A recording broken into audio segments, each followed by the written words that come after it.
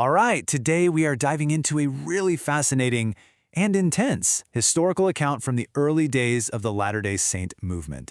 It's a story where a group's faith gets put to the ultimate test. We're talking divine power, devastating peril, ancient warriors, enemies who meet these incredible fates, and the deadly plague that pushes their beliefs right to the edge.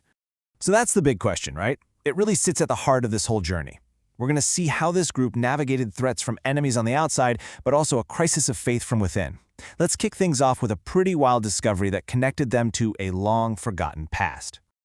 Okay, so our story kicks off on the American frontier with a discovery that links this group's modern-day journey to a really violent ancient past.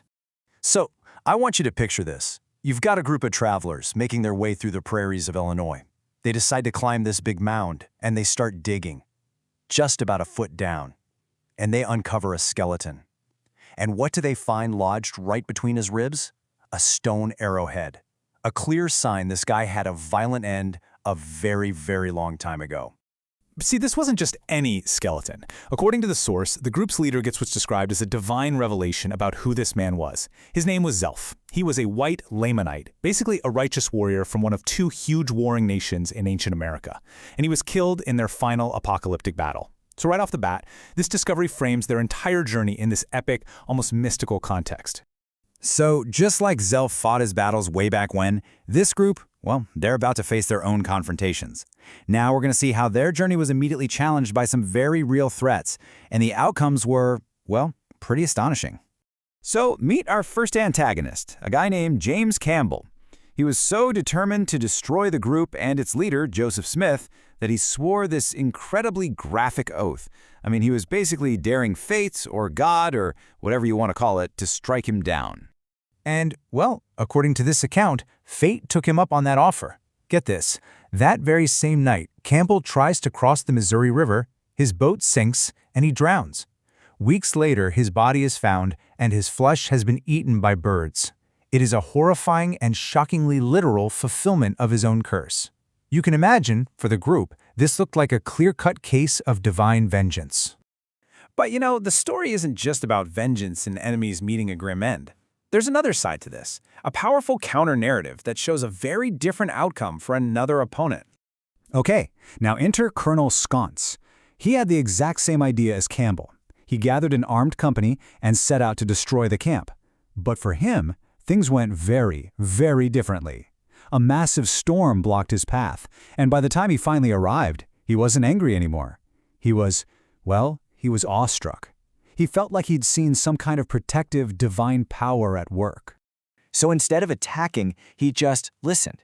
The group's leader told him their whole story of persecution and suffering. And get this, the source says Sconce and his men were so moved, they actually started to cry. They went from being enemies dead set on destruction to becoming advocates, promising to try and calm down the local hostility. I mean, talk about a complete 180. So they've dealt with their enemies on the outside. But now, the story turns inward, and this next threat is maybe even scarier because it was prophesied to come from inside the camp itself. Look, not everything was going smoothly inside the camp. The journey was really hard, and some people started grumbling, complaining, even calling the whole thing folly. And according to the account, this discontent, this rebellion, led to a really stark and chilling prophecy. A deadly scourge was coming, and people would die like sheep with the rot. And man, it did not take long for that prophecy to become a terrifying reality. Take a look at this timeline. The warning comes on June 3rd. Just a little over 2 weeks later, the first cases of cholera appear. And then, just 4 days after that, it explodes with devastating force. And this brings us to the climax of the story, the night that prophecy became a harrowing, deadly reality. The source describes just total chaos. The cholera hit so suddenly and so powerfully that men who were on guard duty were literally just collapsing where they stood, dropping their guns. The entire night was filled with the sounds of suffering as this disease just tore through the camp.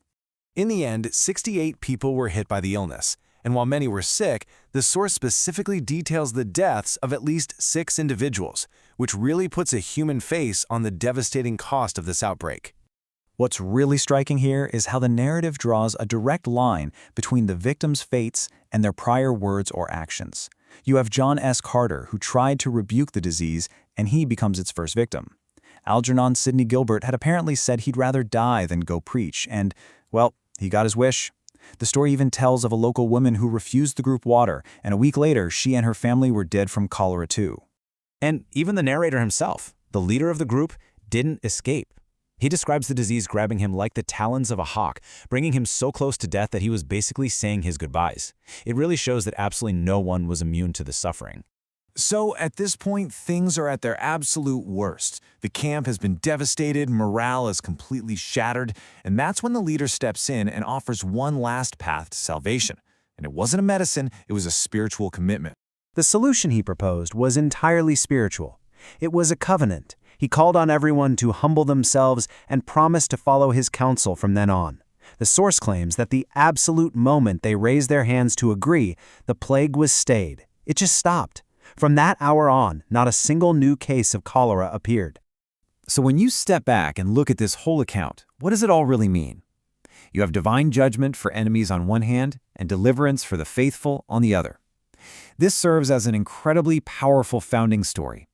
It takes something as terrifying and chaotic as a deadly plague and transforms it into a profound lesson about obedience and faith. By framing suffering as a test and survival as a reward, narratives just like this forge a really resilient identity for a community. It's a testament to the idea that their faith can get them through any trial, and it's a compelling look at how storytelling can make sense of the inexplicable.